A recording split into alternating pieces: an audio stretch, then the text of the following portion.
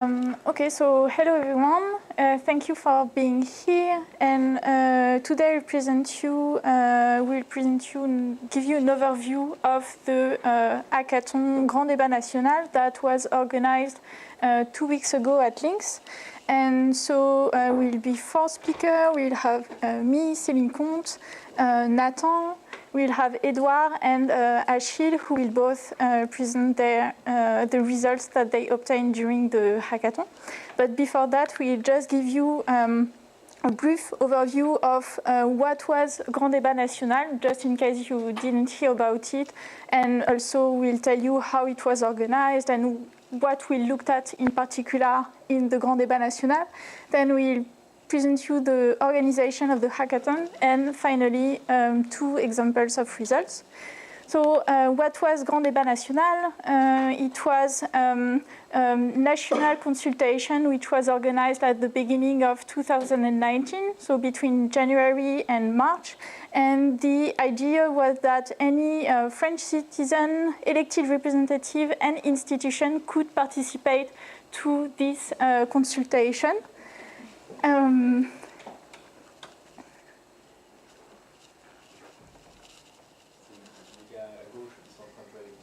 Maybe we don't have any here.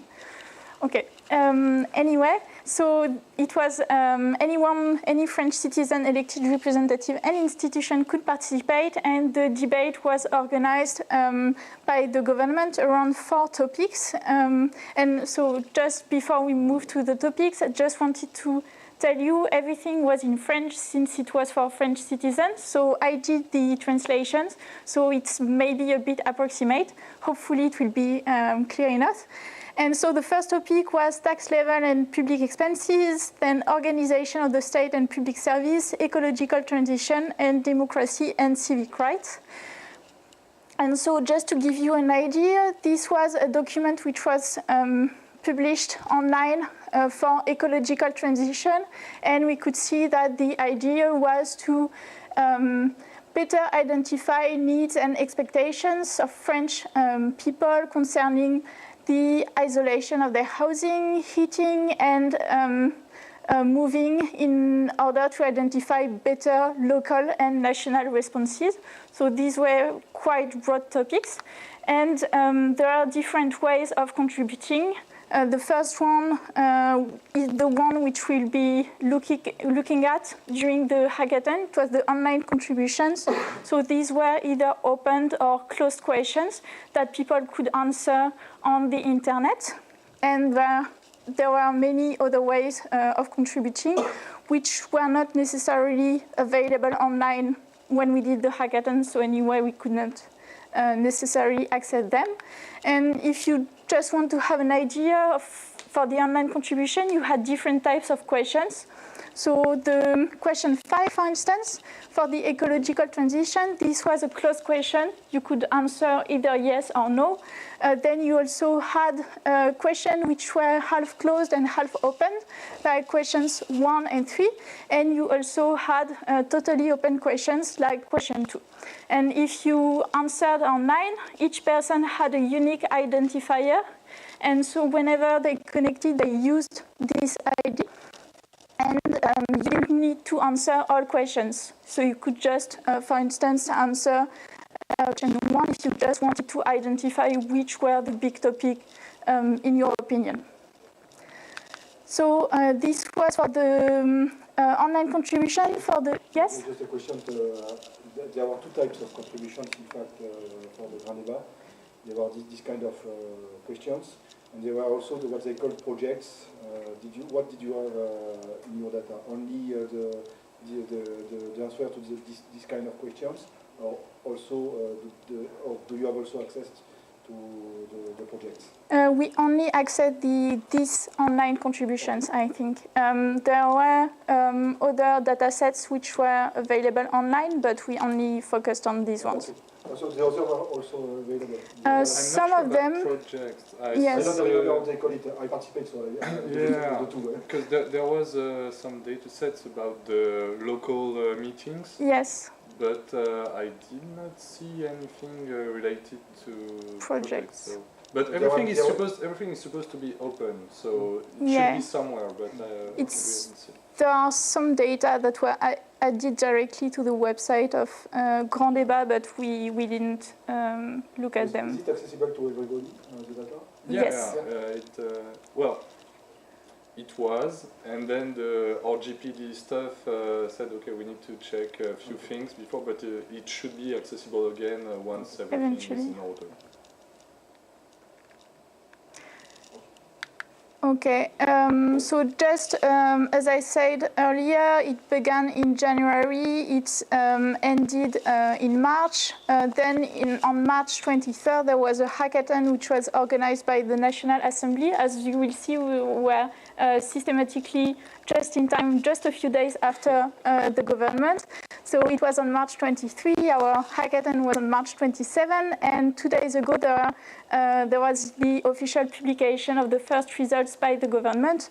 Today there was a debate at the Senate, and so we're here today to present you our results. And just to have an idea, the number of online contributions, so these numbers, they were given in the synthèse du Grand Débat, which was published on Monday. And you had a few 100,000 of contributions in each topic. And these contributions, you will see in the dataset, each contribution corresponds to one line in the dataset. As I said, they are not necessarily full. You may have only answer to one or two questions or to part of them. And you had also a few hundred of thousands of unique respondents. And so there's obviously a need to extract data from these datasets. And so that leads us to the hackathon. The objective, as I said, was to study in particular the online contributions.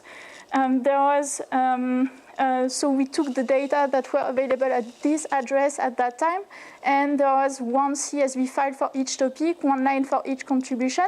And just to give a first idea, many people used Python, and especially two libraries, Pandas, which is used to manipulate data, and scikit-learn for data mining. So people who worked on this will give you more details afterwards.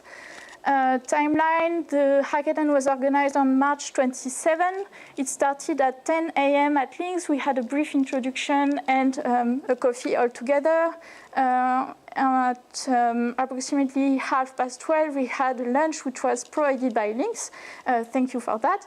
And in the end of the afternoon, we had a goûter all together, and participants presented their results to each other.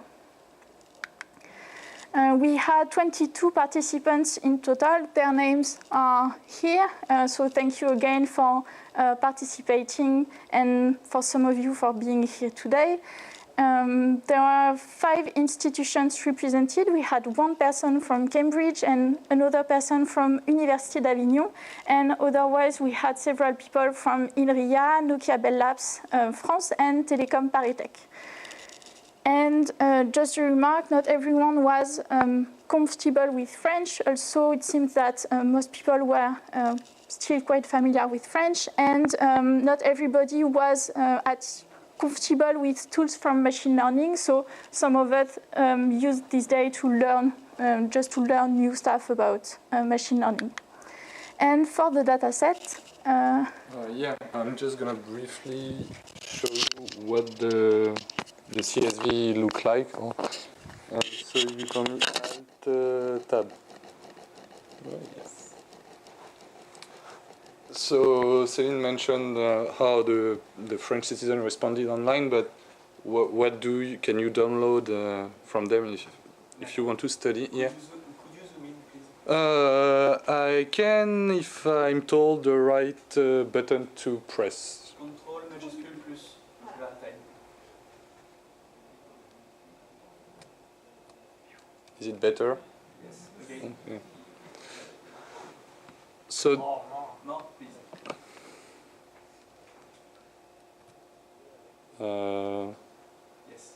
Ça a encore zoomé, c'est bon? Parce que ça a dézoomé sur mon... Ouais. Un peu plus, alors. Boom. Okay, so I can do anything. You just ask.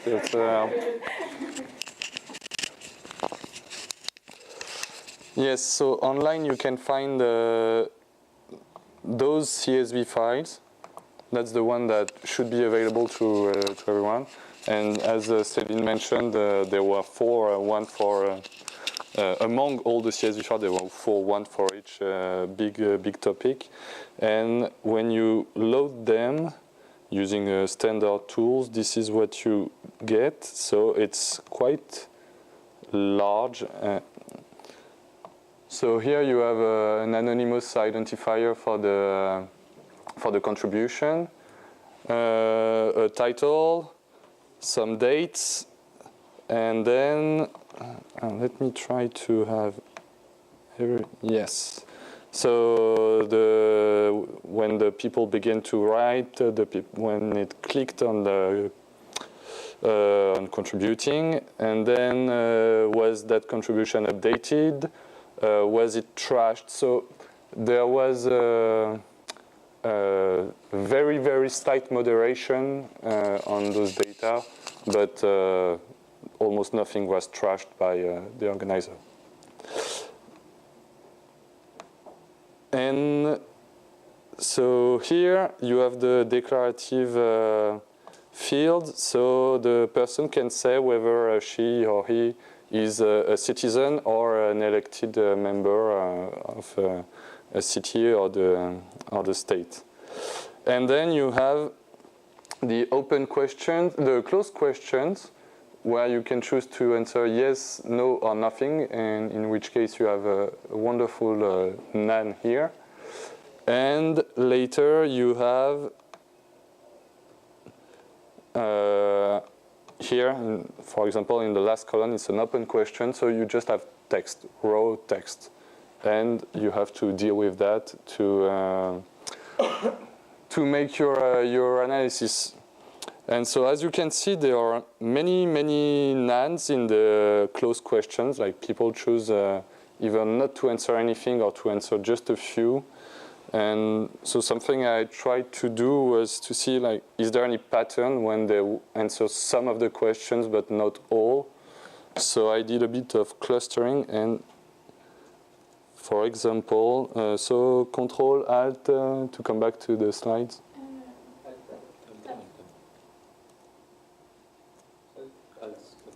Yes.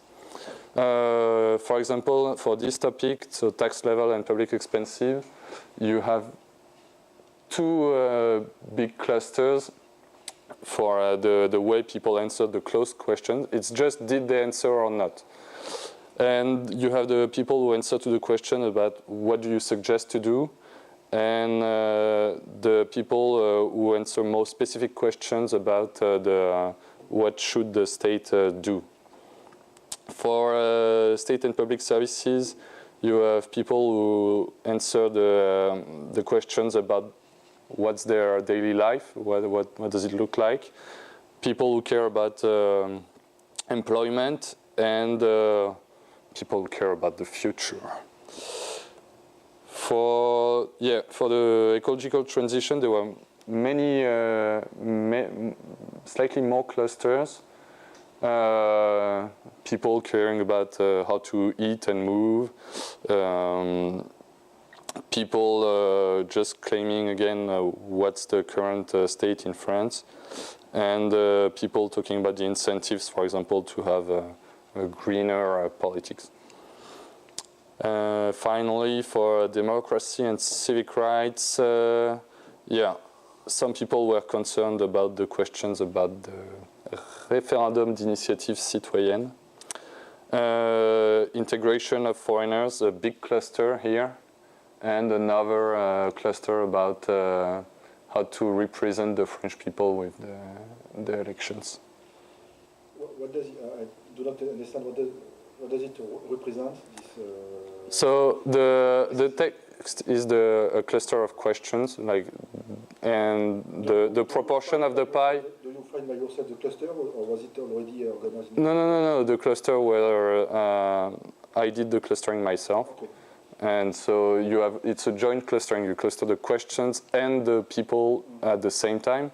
So here you have the proportion of people on the pie chart and a short text to do a summary of the questions in the cluster.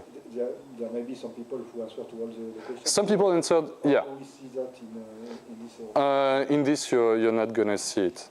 And you're not going to see the people who did not answer to any of the open questions. You have to do some extra work to do that. Just to understand. That's only for people who left a few blanks and not answered everything. And I think Ashil is going to speak next.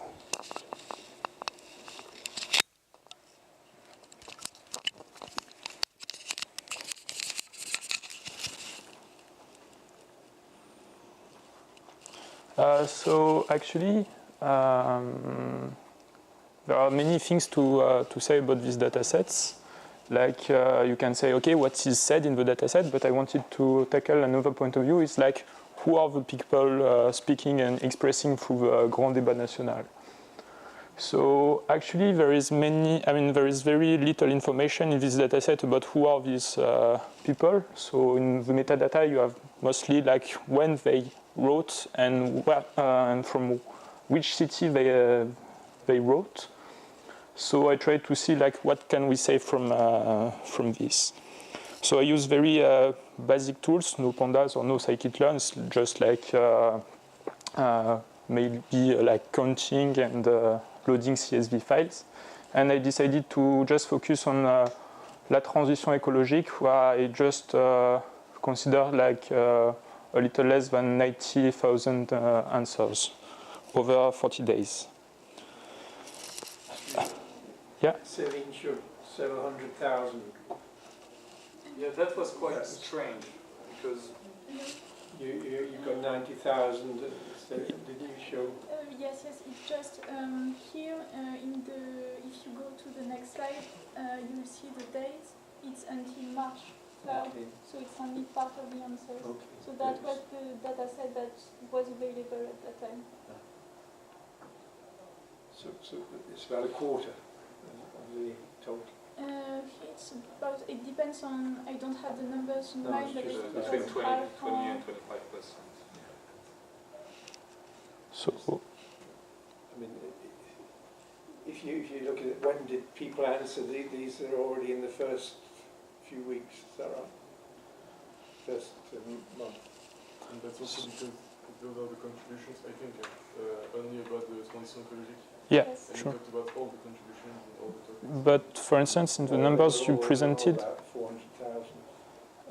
in the numbers you presented with la transition écologique, you spoke about like 500,000 of answers, and I had like a very fewer, so I don't know. And maybe that's the number that I got from the website Grand Débat, so maybe they just counted more answers. So yeah, so I work with this file, which has like 90,000 answers. The answers have been recorded over 40 days, so from the 22th of January to the 3rd of March. And So a part is missing, in fact. It was until the 15th of March, I think. maybe, yeah. So yeah, maybe, I mean, yeah, maybe like the files we have been given are just partial, small part of the data. And like this is, we can like try to plot the evolution of the number of answers given time. And this gives us already some kind of funny observation. Like we have a kind of transition phase. And then we have something which is a behavior which is kind of quite stationary. We have also a very straightforward observation, like people sleep at night. They prefer also to answer when they have free times. So it's like maybe the Sundays. So these are exactly the Sundays. And actually, if we if we zoom in, we have maybe more insights about what are the people actually doing at week. So we have a clear distinction between like weekdays and weekends, where people have more free times. Here, like we can see the days are very structured, so they prefer to answer like the morning, the noon, and the evening, and the rest of the time are more likely to work. And this is actually interesting because we can say, okay, but is it people who are more in the active and professional life? Is it more retired person, jobless people? So this is the beginning of answer of this kind of questions.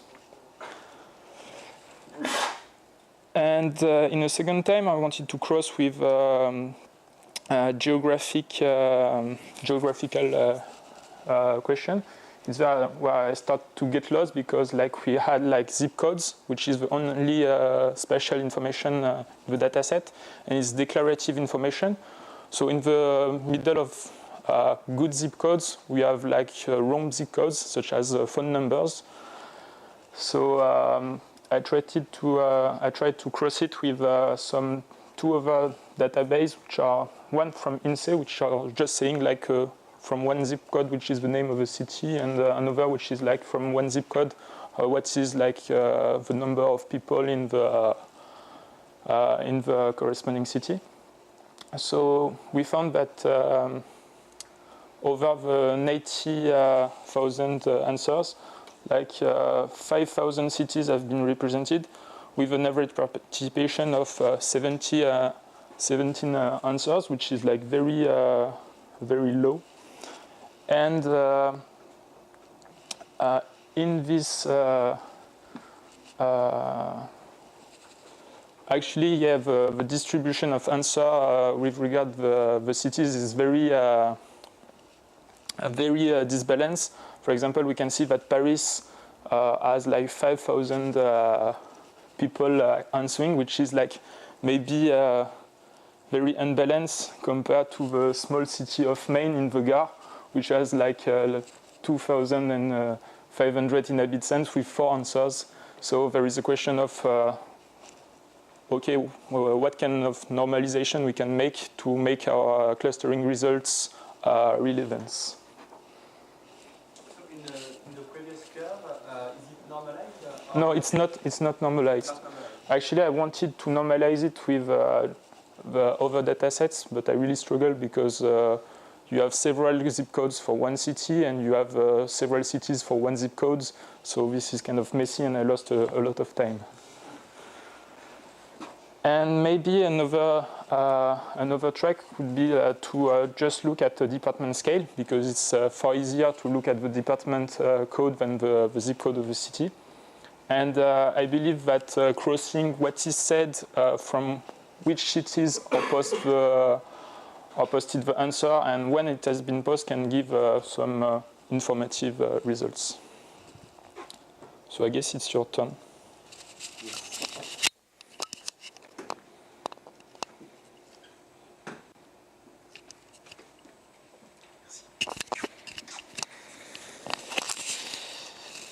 Okay, so for my part, I wanted to explore the free contributions, so plain text.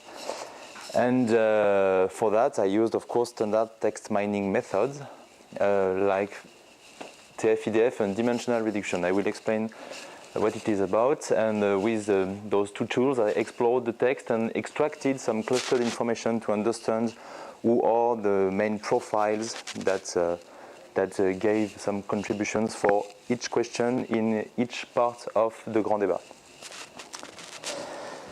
So first, the text processing. So it's a representation of documents. So here the documents of the different answers associated to each question.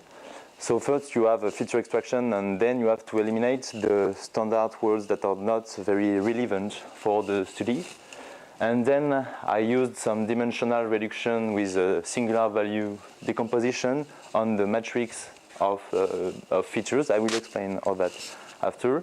And then I used some standard clustering algorithm to extract to extract clusters that are relevant for our study of the main contributions. And then after that, I invert the process and just got the different words that represent the main profiles of the different clusters. Okay? So TF-IDF is very simple. So D is a document and T is a term, a word, and I just count the term in the document. Okay? And the IDF is the inverse of document frequency. Okay, so it's one form of the inverse document frequency. I just look at the log of the size of the all documents, the number of documents, divided by the number of documents that I have a certain word inside the whole document set. Okay, it's a very standard way of extracting some very simple and interpretable features from a set of documents. Okay, so you have the TF-IDF with some term, some document in a set of documents that give you some matrix that have that contains both the term frequency of a word in some documents and the inverse of the document frequency associated with some words. Okay. So it's the. Why do we have this multiplication with something which is in log and? Okay. So it's not necessarily in log, and sometimes you have different forms or shapes for the TF or the IDF. Here, I just decided to use this one, but it's a heuristic. What is the intuition behind? Behind the log. It's not really clear. Okay. I found you have different shapes for the TF and the IDF, and this one I found it in some research paper that does that kind of thing. But maybe Quentin will explain after. Okay, but okay, I decided to use this one. It's an open decision. Okay. Okay, so in terms of code, it's very simple because we have very efficient tools given by some Python libraries like scikit-learn, and it is how it looks like. So you have the TF-IDF vectorization of your set of documents. So here you got some matrix representation of the association of documents against words, terms. Then you have the dimensional reduction associated with the singular value decomposition with some normalization, and you associate both of the methods, and you get some low dimensional representation of your documents in some feature space. The problem of feature space is that it is not interpretable because you mixed the different terms that are contained in the documents. So first, you do some clustering in that feature space, and you want to identify what does the different clusters mean. So you just do the inverse process, which is those 3 lines of code, and you get some clustering definition of some definition of the different clusters associated to all the questions. Okay, so maybe it will be clearer with some example of a notebook. So we find the different libraries I used for the study, and we find the few lines of code right here. Just for the example, I took for example, fiscalité and dépenses publiques, the 10 first question, because you have many ones, but it's illustrative here. And we get that kind of thing. So you have a first question. So the question is in French. Sorry for that, it's a print. But here you have 10 clusters that are defined by 10 words.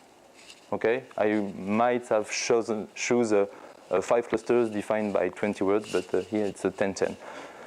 So, for example, the first cluster here, okay, I will have to translate directly, but it says mainly that the government has to communicate and to communicate more about the different expenses and how they use the taxes in the public expenses, for example.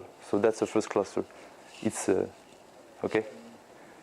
For the eight, number 8, you have 3 times utilization or what? Yes, because it's okay. For example, okay, it's cluster number 3, for example.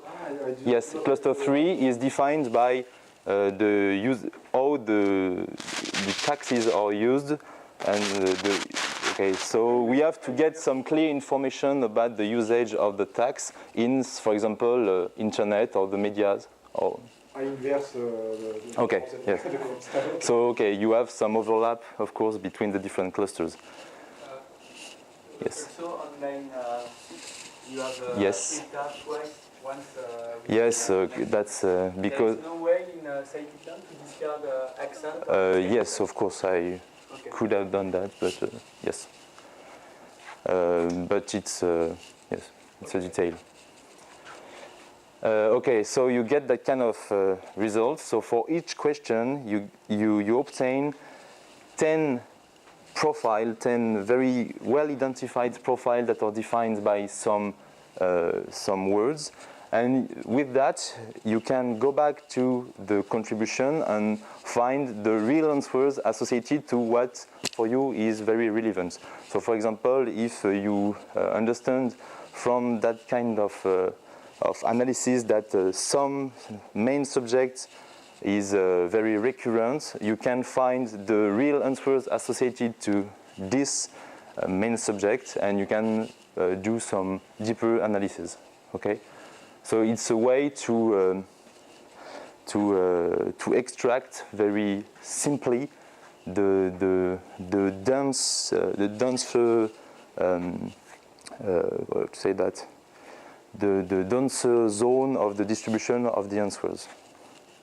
Okay, so it's you can do this for, of course, all the parts of the Grand Débat, for the 4 main ones, and okay, you have the definition. You have the definition of the different clusters equivalently for all the answers of all the questions for all the parts of the Grand Débat.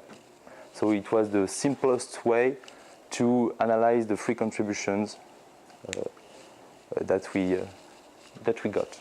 Okay, so yes, that's the whole point. Okay, maybe okay. I didn't want to go deeper inside the different answers because, but it's more a description of the tools that are very simple to get inside the complicated task of extracting information, relevant information from free contributions. Okay? Thank you. So maybe...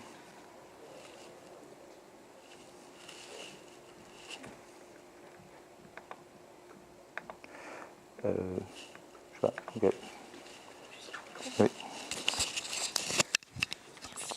Okay, it will be quick. It just the last slide.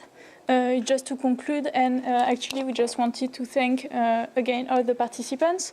Also Gabriel, Thomas and Fabien, who helped us with the organization of the hackathon, and also of course links because we could invade the place and we could have lunch. So thank you very much, and that's all.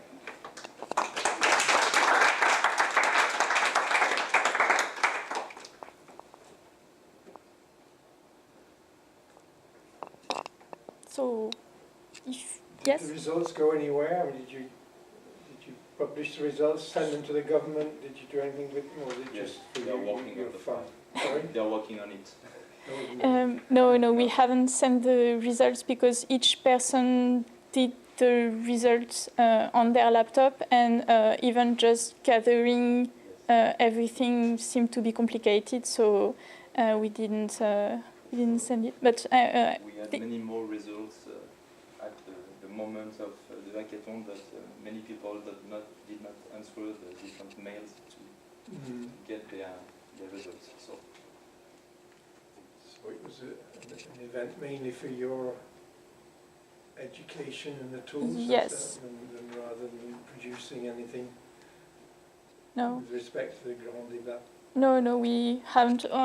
Maybe some participants did publish something, but we are not aware of it. I think one day is a way I to was going to say, Yeah. to study that. Yeah, particularly to just get used to the data set for some people who don't know the data set, or to get used to the tools for people who don't know it. Actually, the researcher from Avignon was in Paris to defend. He was going to see the ANR on the following day to get funds to do long-term research on these data sets. So it's not finished yet. And did you draw some conclusion? Because we can see that you have found some clusters, standardized patterns, etc. But okay, I understand that you have produced the code, analyzed the data, but did you interpret them? For example, Achille gives some interpretation about the pattern, but Yes. you, for example, on the, for example, on the questions, yes, and I think there were many things, but maybe I can find the nice results. For example, is there? Okay, I don't know where it is. No, I don't know where it is, but a very good thing I found was that people are very confident about the capacity of the different representatives of the state to manage the general problem of tax expenses, of ecological transition, that kind of things. They are absolutely not anarchists, but at contrary, they are very they really trust the democracy, and they really trust the different people that are at the head of the state. So that's one thing that is very good. And other things, people are really aware of the different problematics that concern not just individual people, but global, worldwide problematic, like, for example, saving the bees for long-term transition, ecological stability, or that kind of things. They are very sharp in their answers and very aware of everything. So, and I guess that one of the interest of your analysis would be to summarize most of the response, because you got a huge amount of data. Yes. So I understand that those clusters could help to take the temperature. Yes. But could we imagine to use machine learning and this kind of stuff to summarize most of the answers? Yes, we could imagine, but it's very complicated. Summarization in machine learning is really an open problem, and everything with text mining in general is an open problem. So for the moment, we can just get the clusters and look manually inside the data, and after that, maybe build some new model with the selection of relevant answers that has been manually taken based on that. But it's, yes, for text mining is very complicated. And also because the question is not really clear. We don't know what really we are looking for. If we are looking for answers, or at the contrary, if you are looking for the relevant questions. So it depends on what you're looking for. Did you try to sample a bit your cluster with some complete answers and just compare and check, yes, they are really the same answer, or maybe not? Yes, not exhaustively, but no, for a few questions, yes. Generally, for example, when you have 10 words describing the clusters, you find inside the same answer mainly all the words. So people are really consistent in the answer, and the answers are consistent with the clusters. Yes. So, but it's complicated to see everything and to generalize. Yeah, what can be imagined then, if you have more time, of course, to do it, one day is very short, is if you really want to use this kind of techniques for this database, spending sometimes, but just by sampling some answers, and just try to define. It would be a machine, a human helped by machine somehow, but at the end the human will define a common answer for the cluster. Yes. That's what the people who were officially in charge of doing the summary did. Actually, there were like a few firms paid by the government to do this job, and they did what you just said. Like, first part was machine aggregation, and then for the final step, a tiny human army to make sense. And this is what we call augmented intelligence instead of artificial intelligence. So, looking at these clusters, well, the questions. So we were expecting the answers, right, from the questions, like they were likely to be negative because, people are not satisfied in general if they are responding to this. That's right. Looking at those clusters, we might lose. So if the questions were more open, like, are you for or against, something like this, okay, wouldn't we lose the information in those clusters because you only have the keywords, but you remove the words that could help to say the I was no for, and the yes, that's right. of course. What's And the technique to keep this information? on the first passage on the données, on the data, I kept the yes, the no, the not, that kind of things, and sometimes not in all clusters, but it appeared the yes or the no and the pas, the not. Okay, and okay, for example, you have a no. But yes, of course, that's the main problem. You don't really know how it associated the no or the yes with the different questions, and you have to trust the statistics. That's the problem. But it's where I think humans have to go deeper and manually inside data to understand the different clusters. Yes. But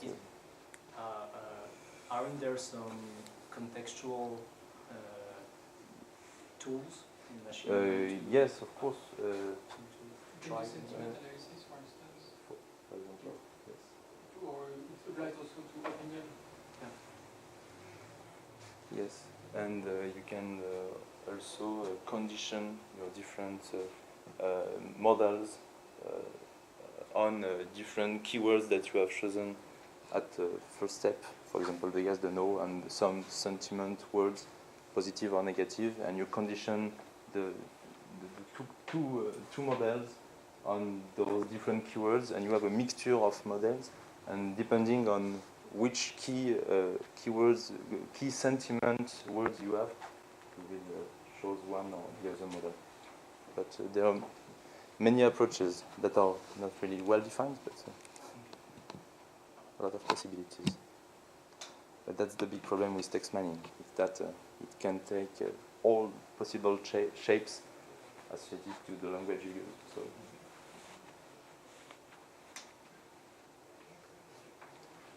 Okay.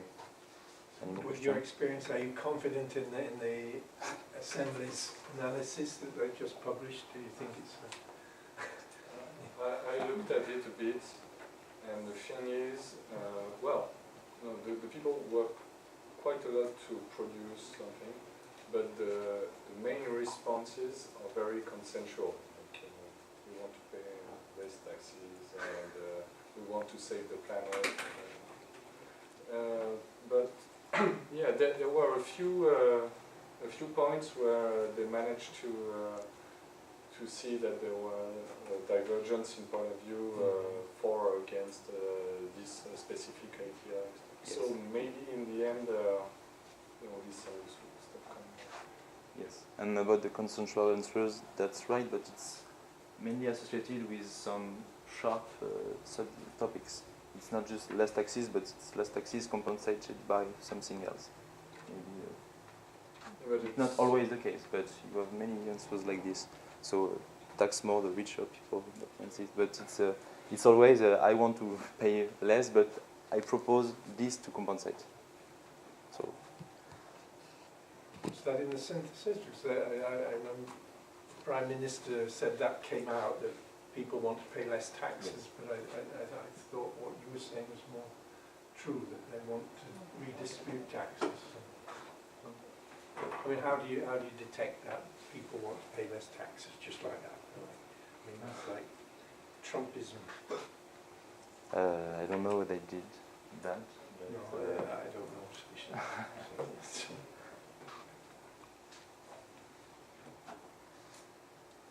I'm not even sure if the code used to make the official publication will be made public on the one by Roland Berger. There was a tweet from the Cesaric Law saying that the data and the methodology will be public, but not the code. But not the code. Okay. They use Quam, and Quam is the company. Yeah. The methodology they use for deep learning and machine learning is completely opaque. We don't know what happens.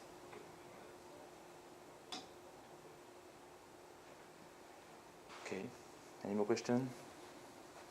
Okay. Thank you very much.